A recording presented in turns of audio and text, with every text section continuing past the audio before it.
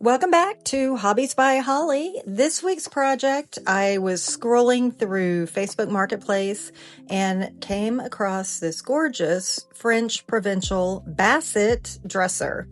It had been listed for over 2 weeks at $150 and they had recently reduced it to $100, but I was able to negotiate it for $75. I was really excited when I went to pick this one up. I did a little research on it, and based on the bowed front, the central cabinet door with the raised paneling, the cabriole legs, and the scrolled feet, and ornate hardware, this dresser was most likely made somewhere between the mid-1950s and early 1970s. And just look at those carved details. Look at the legs. It had the dovetail drawers. I just can't believe that this was sitting on Marketplace for $75. So it was time to get to work and started cleaning. She had a lot of dust, but overall she was in really good condition. For the hardware, I was planning on keeping the original, but it had been noted on the Facebook listing that the top left drawer hardware was broken and part of it was missing. So I knew I would need to figure out something for the top right and left drawers.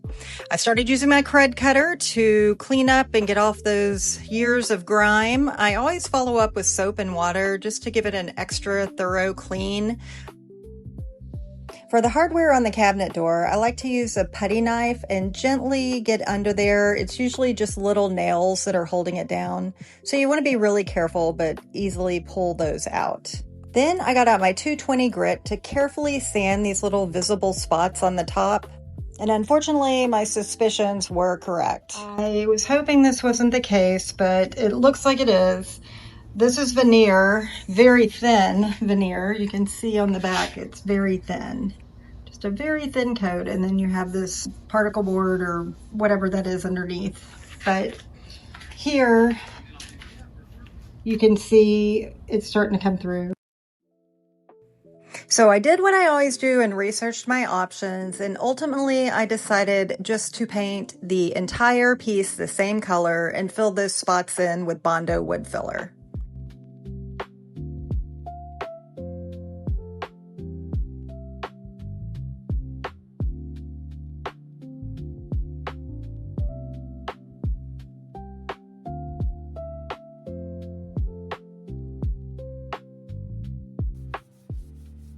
Then it was time to sand, and this piece, like I said, was actually in really good condition, hardly any areas really needing serious attention. So that was a nice reprieve compared to some of the projects I've done recently. My goal with all of this sanding was to scuff up the surface enough that the paint would adhere properly.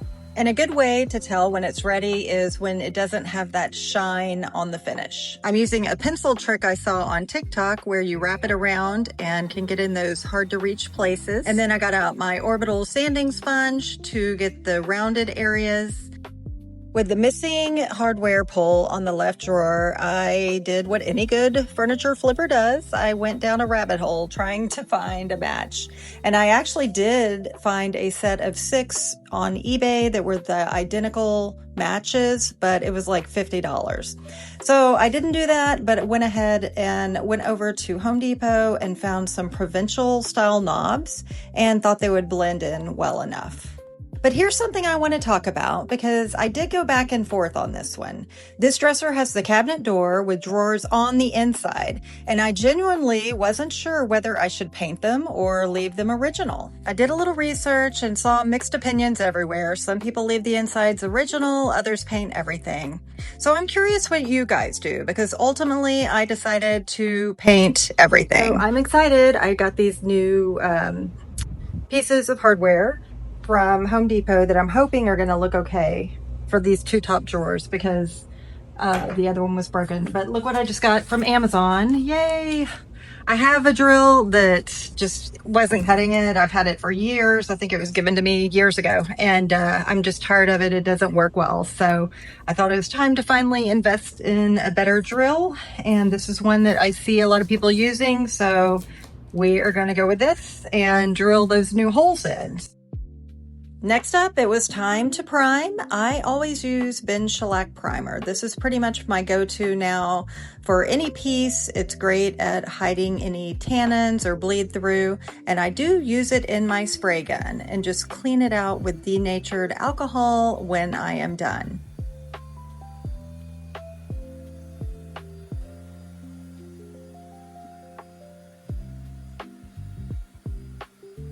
I was able to spray the inside drawers, but when it came to the inside of the cabinet, I did do that manually with a paintbrush.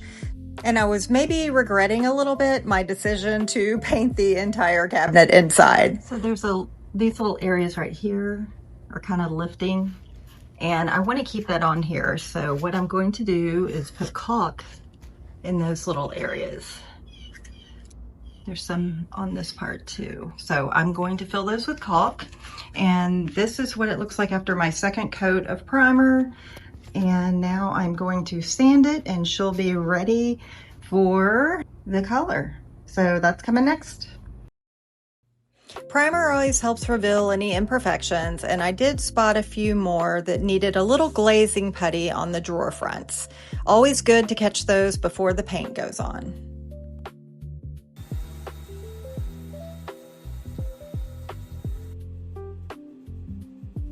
I always keep a spray can of Ben primer handy because just like in this situation, instead of having to do a whole other coat with my spray gun, I just used the spray can to touch up.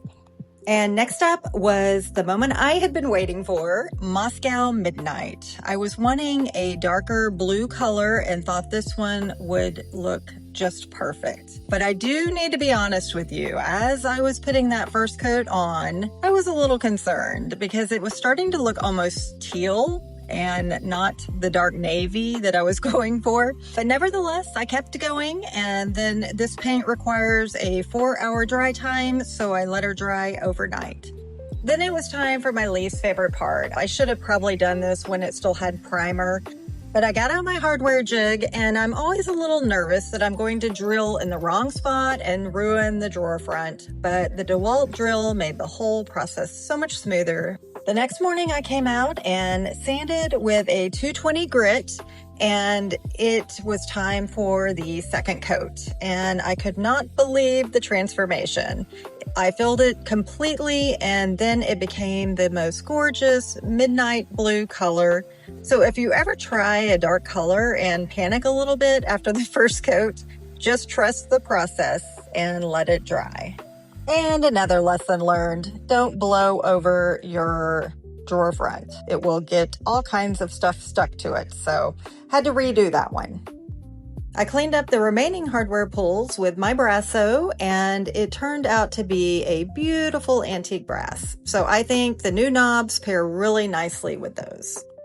I find that my paint roller is the easiest way to evenly apply paint when I need to manually add it, so use that for the inside of the cabinet as well as some of the drawer tops and sides.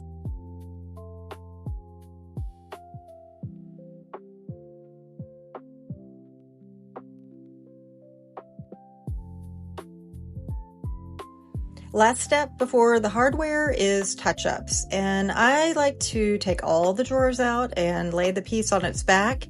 That way you can see it from a completely different angle. You see a lot of different spots that you missed, and especially on the legs and the bottom edges. And this is important because when someone buys this and they're loading it into their truck, they're going to see those legs up close, and you always want it to look perfect. I also went back through the inside of the cabinet and all the molding details to make sure everything had full coverage.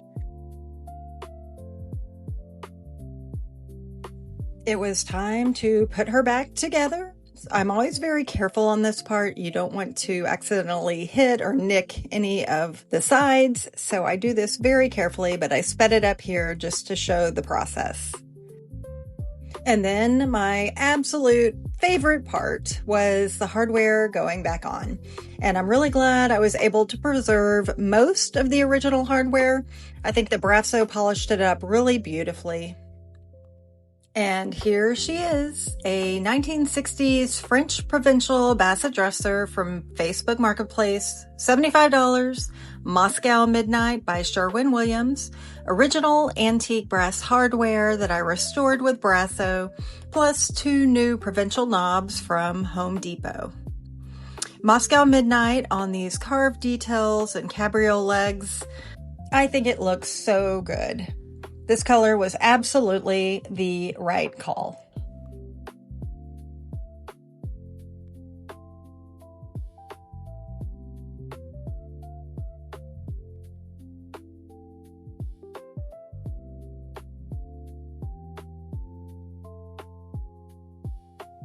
So I would love to know, do you paint the insides of cabinets or leave them original? Let me know in the comments because I'm genuinely curious what everyone thinks. And if you're new here, hi, I'm Holly and welcome to Hobbies by Holly. I restore and flip furniture out of my garage and I would love for you to stick around. I have new videos every week, so make sure you hit that subscribe button so you don't miss the next one. And I'll see you next week. Thanks for watching. Bye.